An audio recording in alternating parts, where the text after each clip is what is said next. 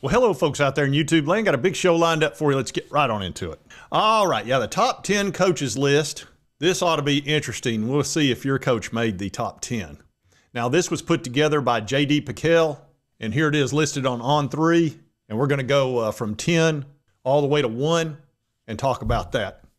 Now, first, I'm going to do an honorable mention, and this is somebody that's not on the list that I'm a little surprised they're not, and I hate doing this. I really do. I gotta do something here. I still can't believe it. I gotta give you your dream shot. But I gotta do it. Lane Kiffin. Punky Brewster. Yep. He's done a really good job at Ole Miss. He just flat out has. And there's no ignoring it. And he probably should be in this top 10 or close to it anyway. So he's on honorable mention. Another one that I will not be putting on honorable mention, even though he was coach of the year last year, Shane Beamer. This is a guy that I just, how could he win coach of the year? It's not true. That's impossible. Search your feelings. You know it to be true. No!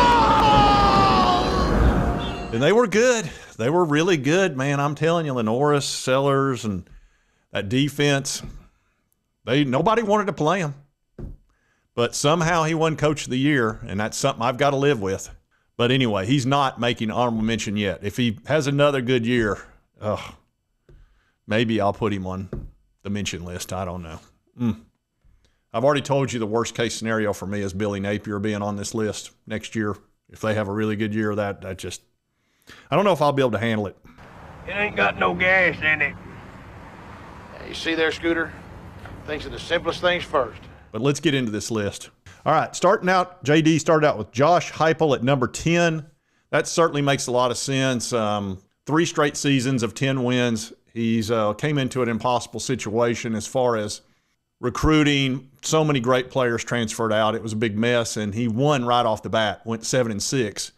And, of course, there were most national sports writers said it would take 5 years for them to get back to a decent win-loss total. But he did it right away because he had a great offense.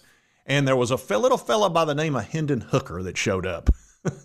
Was a guy that had been transferred in from Virginia Tech. Man, was that guy great for 2 years. Man, I miss that dude. But anyway, he helped us get our footing. And Josh has been doing a great job in recruiting the top quarterbacks. You know, he brought in Nico Iamaleava, who's the number 1 player. He brought in Jake Merklinger, a real strong 4-star. George McIntyre, who at one time was a 5-star, and then he's picked up the number 1 quarterback in the country for 26, which is Faison Brandon. So his offense obviously attracts great QBs, and that's really, look, there's nothing more important than quarterback. It just isn't. And as long as he keeps recruiting like that, I think Tennessee's offense will be fine. But anyway, he's at number 10. Number 9, James Franklin starting to get some respect. He made the playoff this year, made a nice little run. Franklin's been, God, he was great at Vanderbilt. He won when nobody could win at Vanderbilt. Now, they're having a little bit of a resurgence there with Diego Pavia, but winning at Vanderbilt's incredibly difficult, and he won at a high level. He was winning like 9 games, which is just amazing. Anyway, he's done a nice job at Penn State. He never can seem to beat Ohio State or Michigan. It's got to be America's team. But, hey, he had a real nice year this year. So I'm fine with him being in the top 10. All right, number 8 is Brian Kelly. Now, a lot of this has to do with his previous work at Notre Dame, where he had a lot of success. And he's had some success at LSU, not enough to suit the LSU folks. But I'm not ready to take him off the top 10 list either. He's been a really good coach. It's just last year was a real struggle for them. And we're sitting here again. We're sitting here again talking about the same things. We'll see. They've got great recruiting down there. I mean, they've got the entire state of Louisiana to themselves, and I think they got plenty of money. So he'll probably be back on top pretty soon. And it's not like they had a terrible year. All right, number 7 is the Dominator, Mr. Sweeney. I can totally see that. 2 natties, really strong coach, recruits really well. I think he's finally taken his head out of his rear end on the transfer portal, which is what he needed to do. And I think if he'll do that, he'll probably be fine. He's done a great job at Clemson. There's just no denying that at all. So having him at 7, perfectly fine. He probably would have been much higher a few years ago. All right, here's a guy that's definitely moving up the board, and that's Marcus Freeman of Notre Dame. He's done a great job there, really darn near won a natty this year. A lot of that has to do with the fact that Notre Dame's spending money. And I've shown you this list right here, and this had a lot to do with why Brian Kelly could never win the big one. They just weren't getting the recruits, but Notre Dame spent over $20 million last year, and that helped them a lot. They got a lot of great players. Notre Dame was strong and darn near won a natty. Ohio State took them out, of course, but Notre Dame had a great season. And Marcus Freeman at number 6 makes a lot of sense. All right, now Dan Lanning at number 5. God, he had a great season this year. Had him number 1 all year. They finally got pretty much boat raced by Ohio State, even though they beat them earlier in the season at Oregon, which Ohio State was a very different team at the end of the year. It seemed like once Michigan beat them, they turned it around. And I think Ryan Day decided to let Chip Kelly run the offense. And man, did he ever after that game. Good grief. We were on the receiving end of that crap.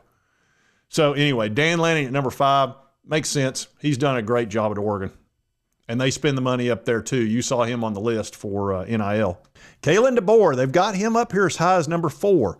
Now, he did not have a very good opening year down there in Alabama, even though they went 9-4. I mean, it's not like it was some tragedy. I think having the wrong quarterback down there really held them back. And he was kind of stuck.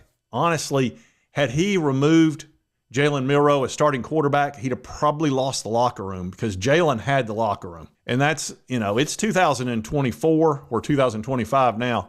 It's not like it was back in the 80s. You couldn't just waltz in there and do whatever you wanted. These guys are kind of free agents. Well, they are free agents. And if they get upset with you as a coach, they're gone.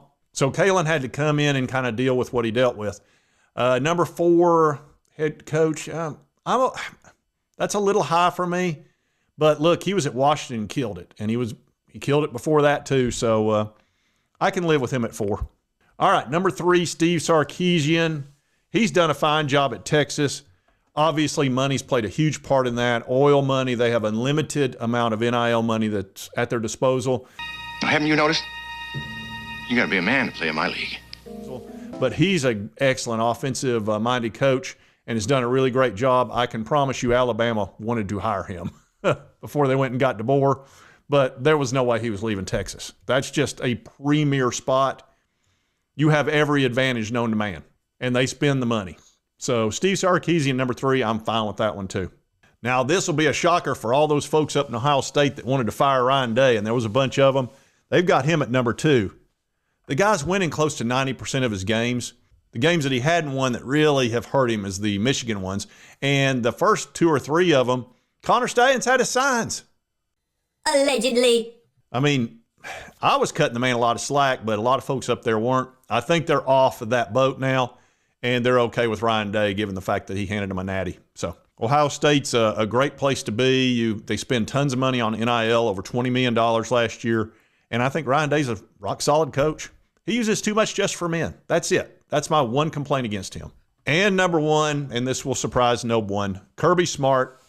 I don't think there's much question. He's probably the top dog right now. Once Nick Saban retired, that spot became available, and Kirby and Stetson Bennett stepped right on in it and took 2 natties in a row, almost won a 3rd.